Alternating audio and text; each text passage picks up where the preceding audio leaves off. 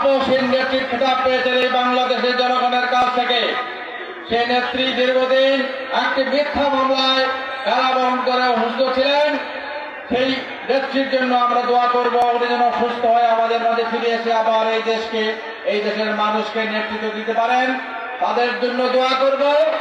আর বিশেষ করে দোয়া করব আমাদের আগামী দিনের নেতা, যার নেতৃত্বে বিগত 15-16 বছর এই বাংলাদেশের জাতীয়তাবাদী দলের সমস্ত লক্ষ লক্ষ মানুষ, কোটি কোটি মানুষ এই স্বৈরাচারের বিরুদ্ধে আন্দোলন করেছে। সেই নেতা জনাব তারেক রহমান, যিনি আগামী দিনের বাংলাদেশ করার জন্য 31 দফার একটি কর্মসূচি ঘোষণা করেছেন, তাকে আমি বলি আগামী দিনের মুক্তি সনদ।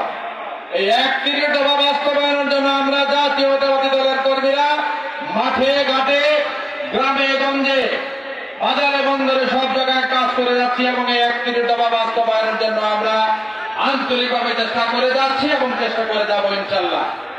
প্রিয় ভাইরা আমার, এই পবিত্র দিনে আজকে রমজানের এই ইফতারে রূপগঞ্জের বিভিন্ন ইউনিয়নে আমরা ইফতার করেছি। আজকে আমাদের স্বেচ্ছাসেবক জেলা স্বেচ্ছাসেবক দলের নেতা মাহবুবুর রহমান, উনি প্রথম ভুলকা ইউনিয়নের ইফতার কর্মসূচির উদ্বোধন করেন। সেই কর্মসূচিতে আজকে আমরা তারাবা পৌরসভার একটি সমাপনী আনুষ্ঠানিকতার মাধ্যমে আজকের হয়তো এই ইফতার আপাতত আমরা শেষ করব।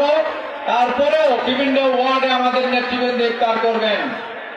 প্রিয় নেতৃবৃন্দ, উপস্থিত ভাই বোনেরা আমার, আজকে আল্লাহ রাব্বুল আলামিনের কাছে এই পবিত্র মুহূর্তে আমি এটাই চাইবো, আমরা জানি না আরো 1 বছর পরে হয়তো আবার এরকম ইফতারের সময় আসবে, রোজা হবে। আমরা কে থাকবো কে থাকবো না তুমি শুধু জানো। আজকে তোমার কাছে আমরা এই পানাই চাইবো, রব্বুল আলামিন, সম্মান দেওয়ার মালিক তুমি, সম্মান নেওয়ার মালিকও তুমি, ক্ষমতা দেওয়ার মালিক তুমি, ক্ষমতা নেওয়ার মালিকও তুমি। প্রিয় নেতৃবৃন্দ, আল্লাহ তাআলা মানুষকে অর্থ দিয়ে পরীক্ষা করেন। সেই অর্থ দিয়ে তুমি কি মানুষের কল্যাণ করো না মানুষের অকল্যাণ করো? ক্ষমতা দিয়ে পরীক্ষা করেন, সেই ক্ষমতা দিয়ে কি তুমি মানুষের উপরে নির্যাতন করো না মানুষকে শান্তিতে থাকার জন্য কাজ করো?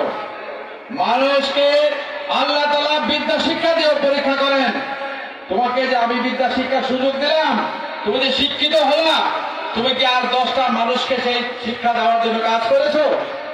প্রিয় ভাইয়ের আমার, আমি বিশ্বাস করি আমি এই স্কুল প্রতিষ্ঠায় চেষ্টা করেছি, কাজ করেছি।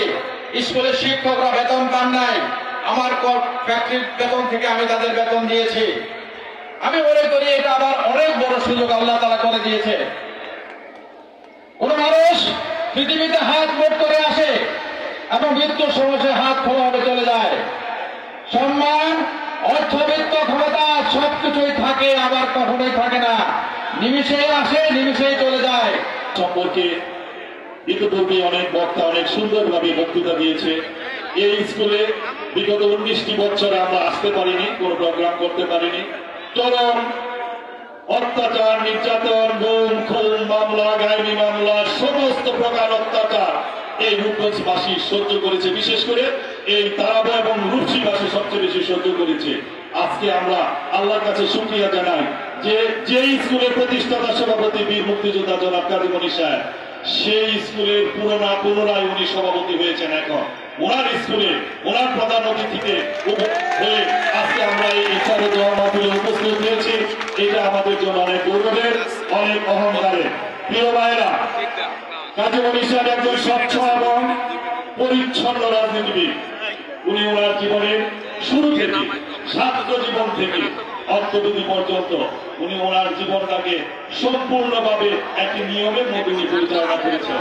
আপনারা জানেন যে উনি জাহাঙ্গীরনগর বিশ্ববিদ্যালয়ে অর্থনীতি বিভাগ থেকে উচ্চতর ডিগ্রি লাভ করে এই জাতীয়তাবাদী দলের প্রতিষ্ঠাতা সাংগঠনিক সম্পাদকের মাধ্যমে অর্থনীতি পর্যন্ত এই জাতীয়তাবাদী দলের একজন কর্মী হিসাবে আপনাদের সাথে উনি কাজ করে যাচ্ছেন। উনি জাতীয়তাবাদী দলের পক্ষ থেকে তাদের শীষের মনোনয়নের 2টি নির্বাচন করেছেন। 2008 এবং 2018 সালে কেমন নির্বাচন হয়েছিল আজকে আপনারা সবাই জানেন। দিনের ভোট রাতে গায়ের জোরে তারা অন্যায়ভাবে বিনা ভোটে 154 জন সংসদ সদস্য নির্বাচিত হয়ে অবৈধভাবে এই প্রেসিডেন্ট শেখ হাসিনা 16টি বছর বাংলাদেশের রাষ্ট্রীয় ক্ষমতায় ছিল। আর এই কারাগারের কৃতি সন্তান রণাঙ্গনের বীর মুক্তিযোদ্ধা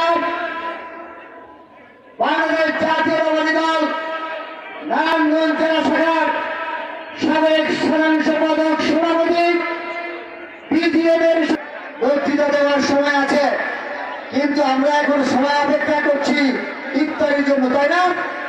তবে আল্লাহর কাছে শুকরিয়া জ্ঞাপন করছি বীর মুক্তিযোদ্ধা জনাব কাজী মনির জন্য, যিনি এই স্কুল প্রতিষ্ঠা করেছিলেন, যিনি এই স্কুল প্রতিষ্ঠা করতে গিয়ে ওনার গার্মেন্টসের শ্রমিকদের বেতন যেভাবে দিতেন সেইভাবে এই স্কুলের শিক্ষকদের বেতন দিয়েছিলেন। কিন্তু দুর্ভাগ্য